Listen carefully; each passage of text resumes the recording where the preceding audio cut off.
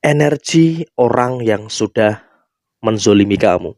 Halo semuanya, Assalamualaikum warahmatullahi wabarakatuh. Salam rahayu, salam bahagia bagi teman-teman semuanya.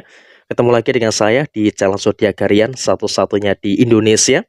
Channel yang paling aktif dan responsif menanggapi request, konsultasi, dan pertanyaan dari teman-teman semua.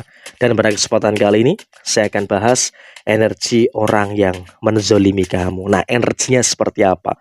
Mungkin kamu saat ini juga kepo dengan apa sih kabar mereka, kabar dia yang sudah menyakiti dan juga menzolimi kamu. Yuk langsung saja kita simak videonya supaya tidak menimbulkan kesalahpahaman. Dan di hadapan teman-teman sudah ada satu dek kartu tarot yang tentu saja sudah saya acak sebelumnya untuk lebih mempersingkat durasi. Nah, seperti apa yang terjadi? Energi pertama yang muncul dari kartu Eight of Cup ini memang bisa dikatakan energi kepalsuan atau bisa dikatakan energi kepura-puraan yang terus muncul, yang terus terjadi pada orang ini. Lah, kenapa Mas kok bisa dikatakan energi kepalsuan, energi kepura-puraan yang terjadi?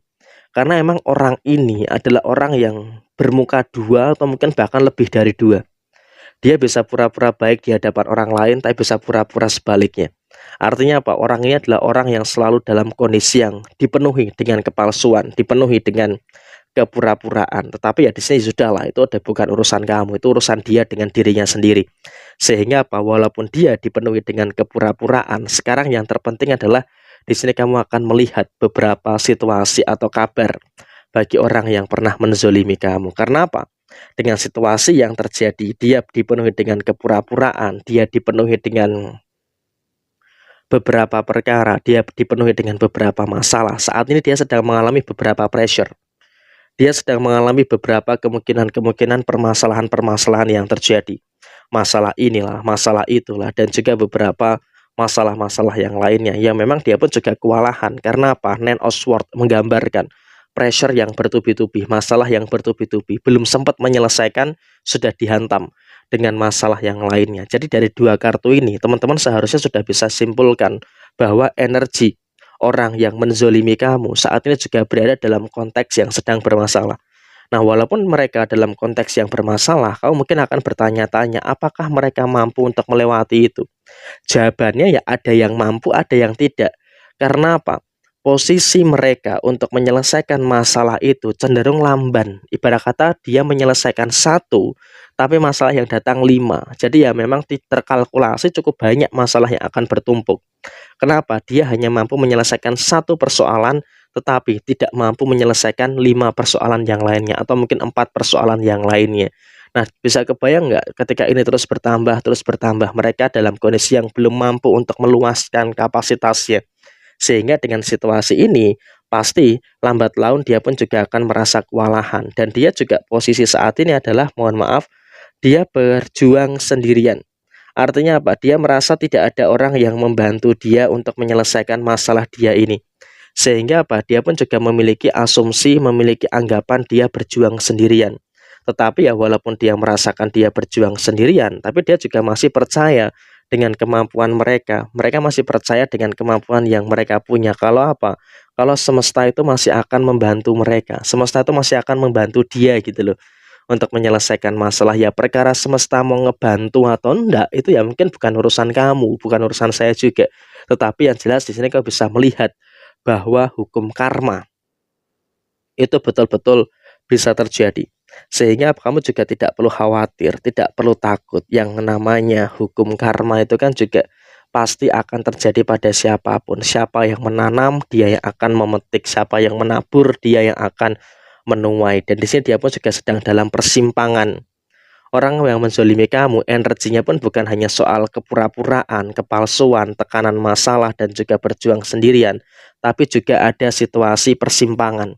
Dia dalam kondisi yang bingung gitu loh. Dia mau memutuskan kemana, memutuskan ke kanan, ada pertimbangan yang terlalu banyak, memutuskan ke kiri, hal negatifnya juga terlalu banyak. Jadi emang dia dalam kondisi yang serba bingung dalam posisi saat ini. Jadi ya kamu ketika melihat video ini di tanggal berapapun itu, merasakan orang yang menzolimi kamu saat ini berada dalam situasi kebingungan yang sangat luar biasa. Sehingga apa? Ketika dia berada dalam kondisi kebingungan yang sangat luar biasa, maka tentu saja di sini kamu juga harus bisa untuk melihat bahwa posisi kamu saat ini sudah jauh lebih baik dibandingkan dengan beberapa waktu yang lalu, yang ketika kamu disakiti, yang ketika kamu dizolimi dan segala macam. Situasi kamu pada saat ini sudah berada dalam kondisi yang lebih baik. Kenapa? Karena kamu dalam situasi yang memang sudah mulai bisa untuk memperbaiki diri. Kamu terus bisa untuk memperbaiki diri, terus bisa untuk memperluas kapasitas kamu, sehingga dengan posisi yang muncul, dengan posisi yang terjadi, bagi kamu yang beruntung menemukan video ini, kamu dalam keadaan yang memang posisinya masih aman-aman saja, ya memang posisinya masih baik-baik saja, sehingga dengan posisi yang muncul, dengan posisi yang terjadi, tentu ini juga akan bisa menghadirkan situasi-situasi yang cukup positif pada kondisi saat ini. Dan yang terjadi saat ini adalah perbedaannya itu cukup nyata, cukup kontras gitu loh. Kamu terus bisa untuk memperbaiki diri, terus bisa untuk mendapatkan hal-hal yang baik dan juga hal-hal yang positif dalam beberapa aspek di kehidupan kamu, sedangkan mereka mengalami beberapa kemungkinan-kemungkinan perkara, mengalami beberapa kemungkinan-kemungkinan permasalahan-permasalahan yang bisa kita katakan silih berganti.